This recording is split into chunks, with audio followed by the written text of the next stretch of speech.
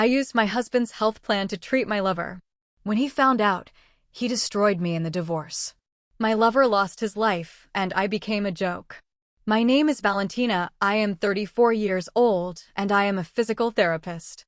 I live with my husband, Ricardo, 38 years old, a computer analyst. Our marriage has always seemed stable to anyone looking at it from the outside.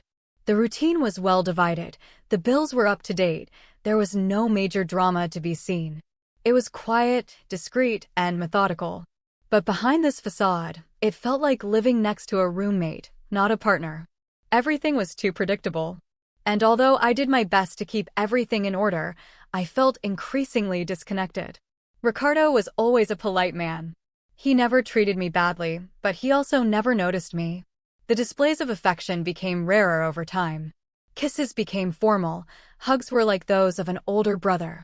Sex, when it happened, was quick, almost mechanical. He seemed more interested in screens than in my eyes. I tried to provoke a reaction. I changed my hair, I bought lingerie, I created situations, but nothing brought him out of that absent state. Over time, I began to accept that maybe this was just adulthood. Despite the emotional silence that surrounded us, I insisted on believing that this was just a phase. I clung to the idea that he was a good man, hardworking, faithful, responsible. It was my problem. That is what I thought. Maybe I was too demanding, too romantic, too much of a dreamer. I found myself daydreaming about stories I read, movies I watched, fantasies in which someone looked at me with desire, with admiration, hungry for me. But in real life, all I got was routine, silence, and a whispered goodnight before turning over. The truth is that, even without having concrete reasons to complain, I felt deeply alone. There were days when I woke up and could not even remember the last time I felt like a woman. I was the competent physical therapist, the dedicated wife, the administrator of the house, but I was no longer the Valentina who dreamed, who laughed a lot, who felt desired. It was as if I had been put on mute inside my own marriage, and the more I kept quiet about it, the more I screamed on the inside. I began to notice how my self-esteem was slowly melting away. Small daily situations affected me greatly. A patient who praised my clothes thrilled me.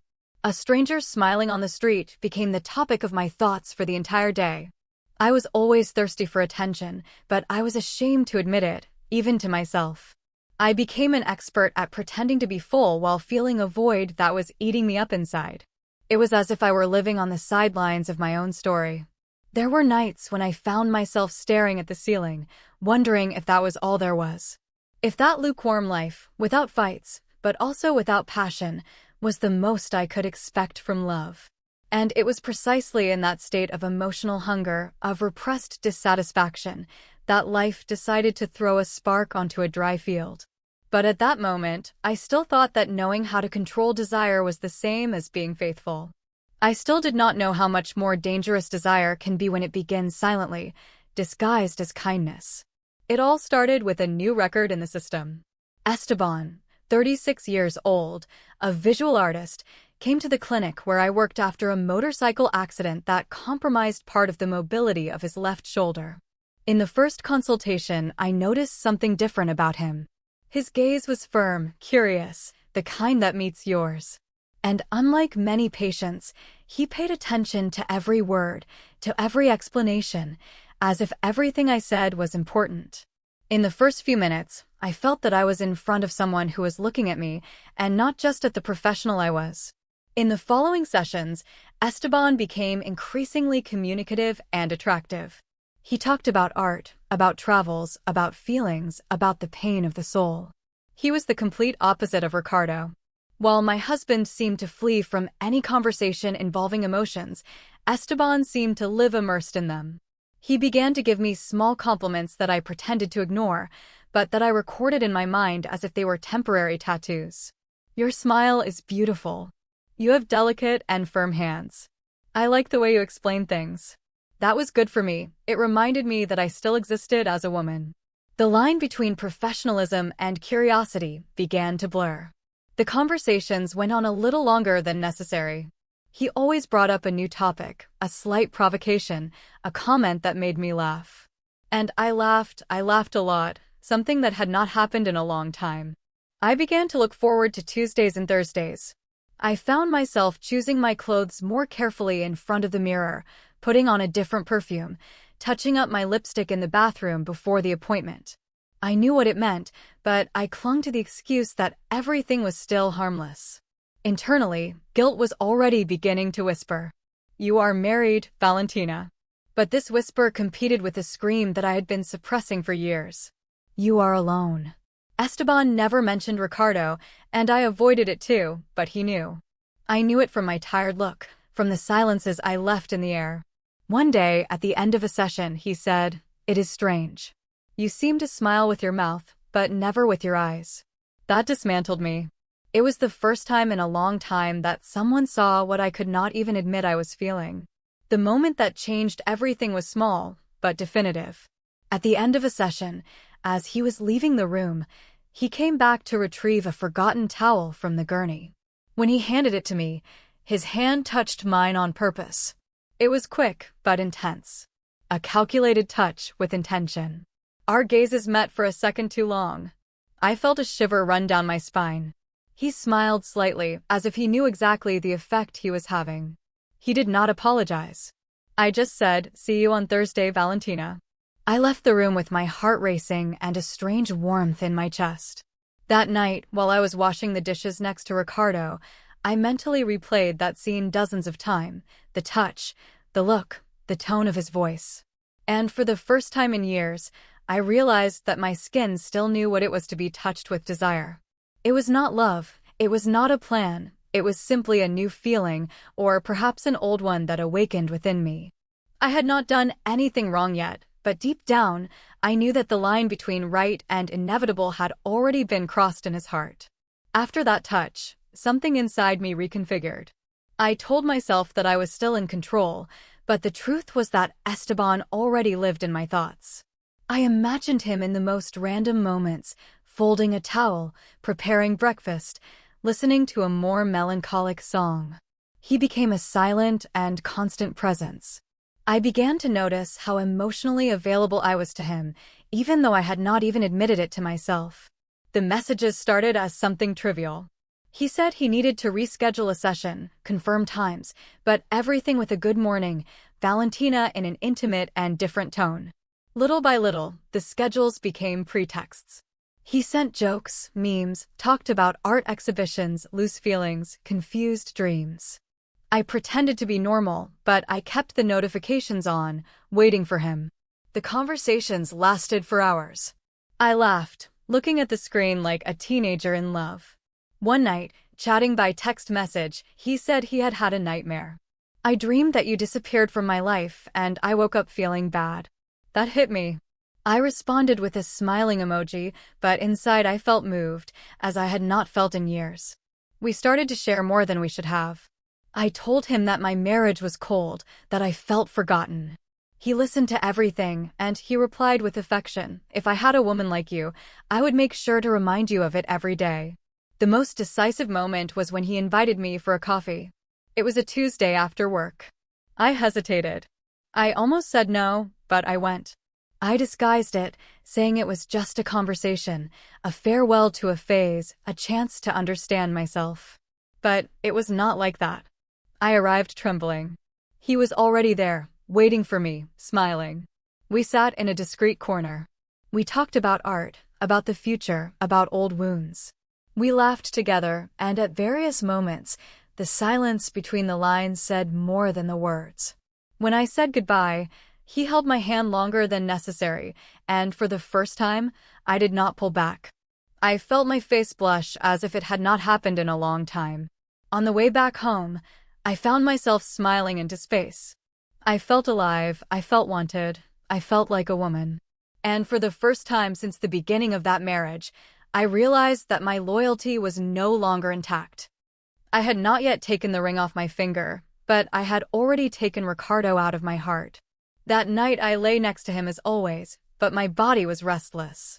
I felt guilty, of course, but it was a guilt drowned out by another, much stronger feeling, excitement. It was as if a new version of me was being carved from within.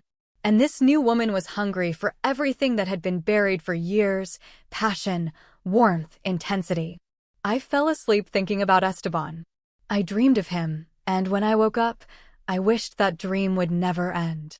The day was gray, damp, and the world seemed suspended in a dull melancholy. The rain started lightly, but turned into a downpour as we left the clinic. Esteban offered to drive me, and I accepted without thinking. Halfway there, the windshield wipers were barely keeping up. He looked at me and said, "No ceremony, let us wait for the rain to stop at my place. It is close." I hesitated. I tried to remember all the boundaries I had drawn, all the promises I had made, but between the lightning and my racing heart, my resistance dissolved. We arrived at his apartment, a small space full of unfinished canvases and brushes soaked in dry paint. The room smelled of enamel and old coffee. I sat on the sofa, trembling more internally than from the rain. He said nothing. He just looked at me like someone reading a page they already know by heart. When he approached, he put his hand on my leg and waited. I could have pulled back. I could have said no, but my body had already made the decision that my mind denied. I closed my eyes and surrendered. It was intense, urgent, almost desperate. Our bodies met as if they had been searching for each other for centuries. There were no words, just ragged breaths, wet, hurried kisses, impatient hands. On the living room sofa, among thrown cushions and leaning paintings, I had an orgasm that made me cry. I cried with pleasure, with shock, with everything that was trapped inside me.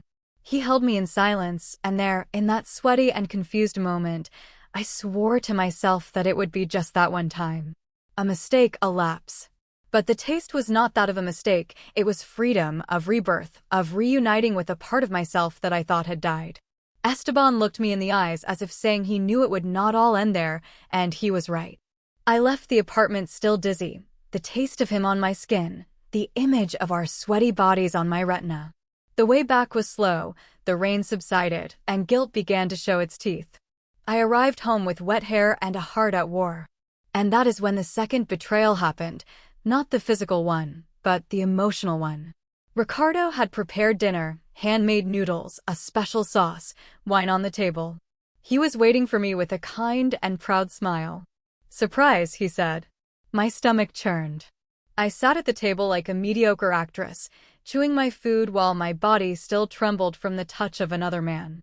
I could not look him in the eye for more than 3 seconds. That night, while Ricardo slept beside me with the peace of someone who believes in his wife's love, I cried in silence. Before passing out, he still wanted to have sex with me. In his own way, quick, without kisses, without prolonged caresses, without looking me in the eyes, just a rhythmic and automatic movement, like someone following a marital protocol. I agreed, but my mind was far away. My body still had traces of the delivery it had had hours before. I was still wet from the other man, and that only made everything crueler. I have not cried with regret. Not yet. I cried because I had crossed an invisible border from which there was no return. The promise of just one time was already broken even before it was made. And the most serious thing, I wanted more. I wanted more. And that part inside me was stronger than any vow, any routine, any ring on my finger. After that first time, everything became easier and more dangerous. I made an appointment with Esteban the following week, even though I did not need it. I invented a special myofascial release session. From there, we created a pattern. Manipulated schedules, services that only existed in the system, shift changes with colleagues who did not even suspect. Esteban was a constant patient, but now he was also a recurring lover. We saw each other at strategic times, in places where no one knew us. His car became an extension of my body, and any space was enough for the addiction to manifest. At first, everything had the forbidden taste of adrenaline, but quickly, what was desire turned into attachment. Esteban said he thought about me all day, that he dreamed of me, that he loved me. And I wanted to believe it. I needed to believe. It was more than skin. I began to become attached to the way he looked at me, the way he touched me, the way he listened to me. He was everything Ricardo had stopped being. At various moments, I imagined what my life would be like with Esteban. I fantasized about living with him, starting over. But all I had to do was think about everything I would have to lose: home, reputation, stability, and fear took over. Still, I continued with the charade. I lived two parallel lives. In the morning, a responsible wife; in the afternoon, a devoted lover. At first, I controlled the game, but over time, I began to realize that he was the one who controlled me. I waited for his messages like someone waiting for oxygen. I felt useful when he called me. I felt alive. I started canceling appointments to see him, inventing non-existent meetings, and, the most difficult of all, I began to lie to myself with a terrifying naturalness. Betrayal was no longer an event, it was a routine. Ricardo began to show signs that he understood something.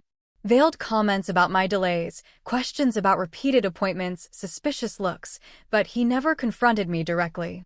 He just looked at me. It was eating me up, but I did not stop. In fact, the fear only increased my compulsion for Esteban. It was as if I wanted to hide inside him, as if I were deliberately sabotaging myself in the hope of being caught. At the same time, I hated the idea of losing everything. It was a suffocating limbo until Esteban began to complain of pain. At first we thought it was something temporary, maybe food poisoning, but the symptoms worsened. Intense vomiting, fatigue, loss of appetite.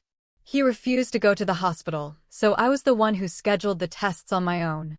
I used my name, my profession, my contacts. I found myself for the first time putting his well-being above any limit. I risked everything for someone I had only known for a few months, but who had somehow become my whole world. It was then that I realized that it had stopped being just a betrayal. I was at a point where I could not stop. The adrenaline had turned into desperation. I needed to save him. It was more than what I want now. It was guilt, obsession, dependence, and deep down, I knew that if this hole got deeper, there would be no turning back. But at that moment, I did not care. Esteban needed me, and I needed to feel needed, even if it meant destroying everything around me. Esteban's health collapsed as if, from one moment to the next, a dam had broken. His body, once full of vigor and creative energy, became pale, weak, increasingly distant from the man who drove me crazy. He felt constant pain in his abdomen, vomited frequently, and began to have unexplained fevers. He was desperate. I knew he did not have health insurance and that public hospitals were a chaos. It was then that I made the worst decision of my life. I used Ricardo's plan, an expensive agreement that he proudly maintained to take care of his family, as he said. I forged documents with surgical care, I created a fictitious address, I changed my last name, I edited forms, all so that Esteban could pass himself off as my brother-in-law in an emergency situation.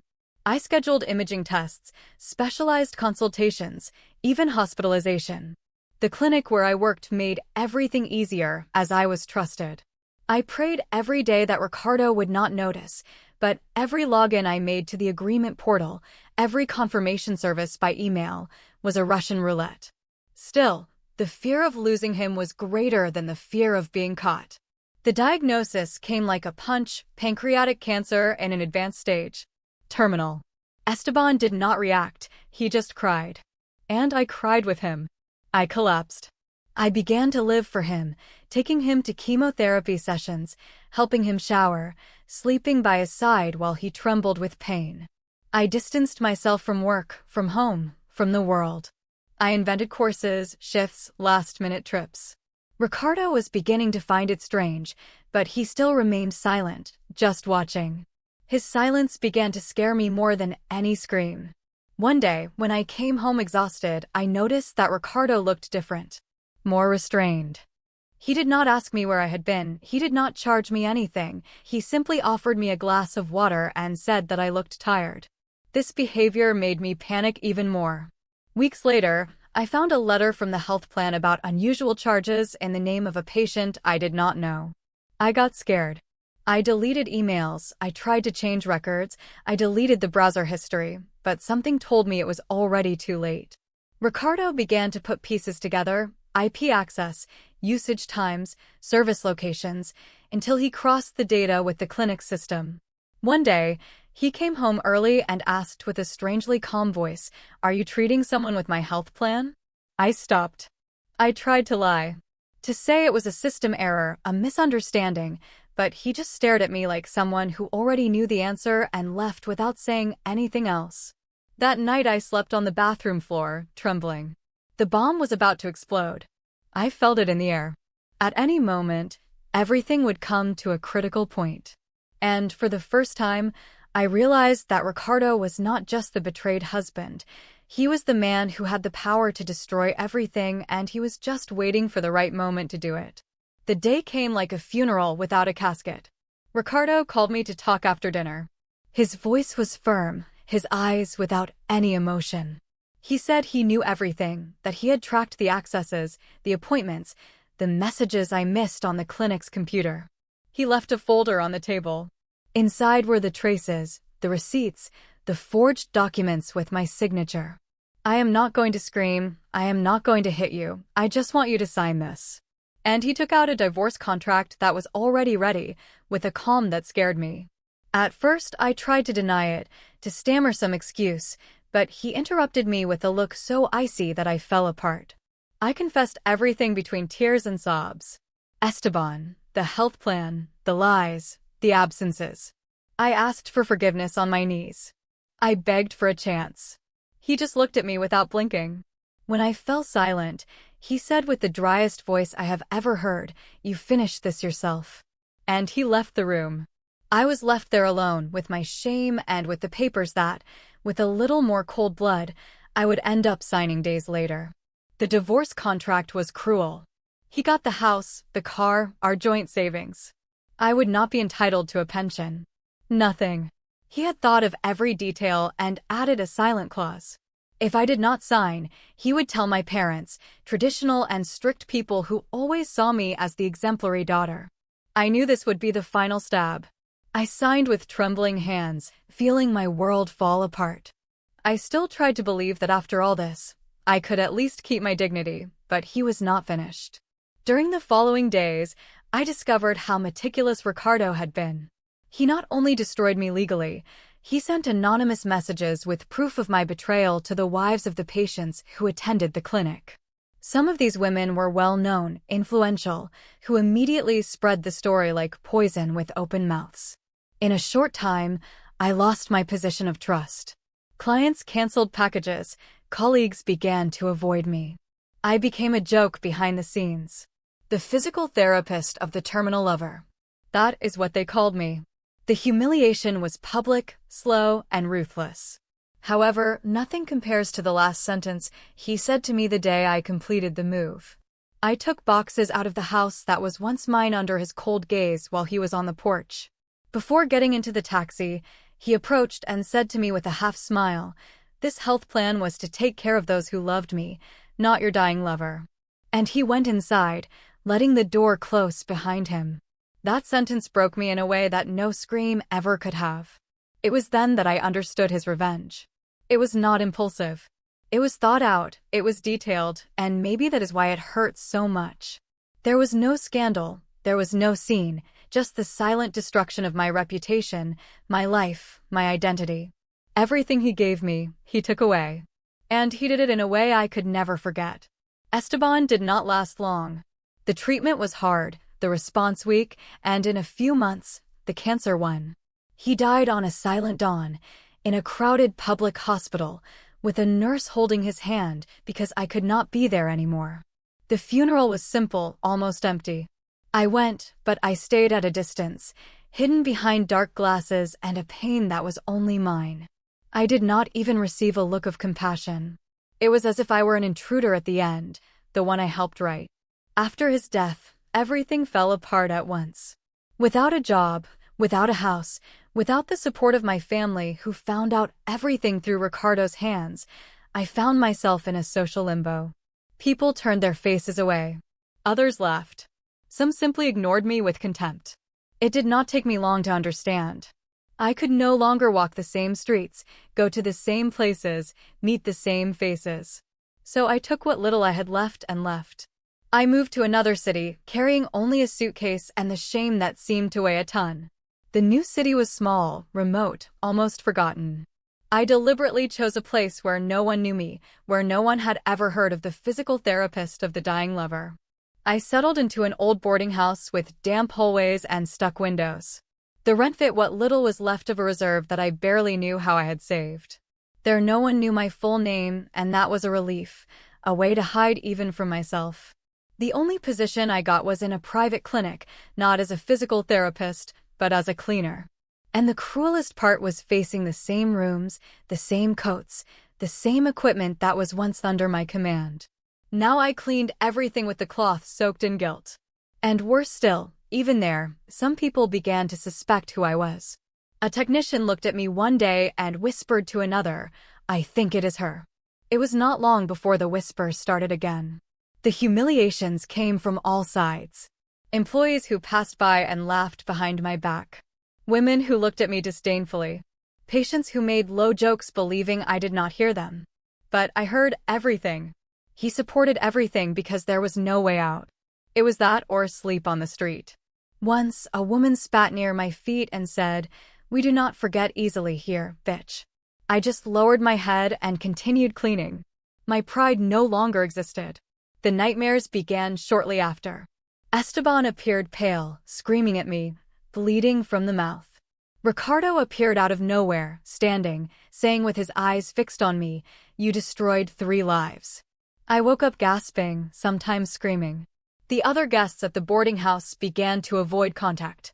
I started talking to myself during the night, repeating phrases of forgiveness that no one heard. I was going crazy and no one cared. Sometimes I would drag myself to the town square and sit on the most hidden bench.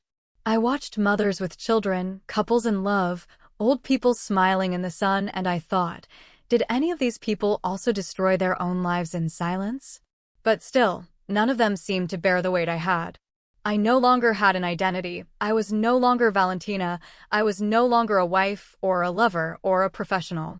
I was just a wandering body trying to survive what was left. I avoided mirrors for weeks. When I looked at myself, I saw a shadow, sunken eyes, dry skin, sparse hair. I no longer recognized myself. I began to feel ashamed even to buy bread. I was afraid that someone from the previous town had relatives there. That someone would tell the story again, that my past would catch up with me. I began to live on silence, service, and isolation. Every day, a little more of myself disappeared. The lowest point did not come with screams. It came with silence, with absence, with the pain of existing without anyone caring. I moved to another city trying to escape the shame, but the shame moved with me. She lives in my skin. She is in my bones. And every day, when I wake up in that hard bed and look at the moldy ceiling, the only thing I think is, I am still here, but I do not know why. Today, I can understand what brought me here. It was the hunger to be seen, the desperation to feel something that reminded me I was alive. For years, I repressed myself to fit into the role of the perfect wife, the competent professional, and the discreet woman. But inside, there was a Valentina screaming. When Esteban appeared, it was not love that seduced me, it was the reflection he gave me back, that of a woman who could still be desired. And I followed that reflection like a moth follows a light, until it burned its wings. If there is a true punishment, it is not misery or loneliness. It is waking up. Open your eyes every day and remember what I did, remembering the man who trusted me, everything he had. That offered me stability, respect, silence, and yes, maybe coldness, but not betrayal. I destroyed his love with my own hands. I used what he built to take care of myself to save someone else. And this is something that neither time nor distance can erase. I never trusted anyone again, not even myself. I distrust every compliment, every approach, every gesture of kindness. I became a closed, hard, and bitter woman. What was once a lack has become distrust. What was a dream became a trauma. I no longer know how to relate without fear of hurting or being hurt. I did not feel cold, I became aware. And this, instead of healing me, only pushes me away from any attempt to start over. I still love Ricardo. This is the slowest poison. I love him in the most painful way that exists, knowing that he was right to destroy me, that he was right, that he owes me nothing. Sometimes I think about him, wondering if he rebuilt his life, if he smiled with someone new, if he spoke of me with anger or pity. But I never imagined that his absence would hurt more than his presence. Today, he is the memory of what I could have preserved if I had been half the woman he thought I was. Esteban, in turn, became a figure in my memory. I no longer see him as that seductive, funny, and intense man. Today, my dreams appear with his pale face, his sunken eyes, his fragile body. The disease swallowed him quickly, but not faster than I let myself be consumed. I do not hate him, but I no longer idealize him. He was the catalyst for my fall. Maybe if it were not him, it would have been someone else, because the real problem was the void inside me, and no one could fill that. I end this story with one certainty. I was an unfaithful wife. I destroyed everything with my own hands. I do not expect forgiveness. I do not think I am worthy of it. I just wanted to forget. I wish I could close my eyes and sleep a whole day without dreaming of what I did, without feeling that constant weight on your chest. But maybe that is my destiny now, to live as a spectator of my own ruin. Without love, without comfort, without a new beginning. Just a memory, just pain.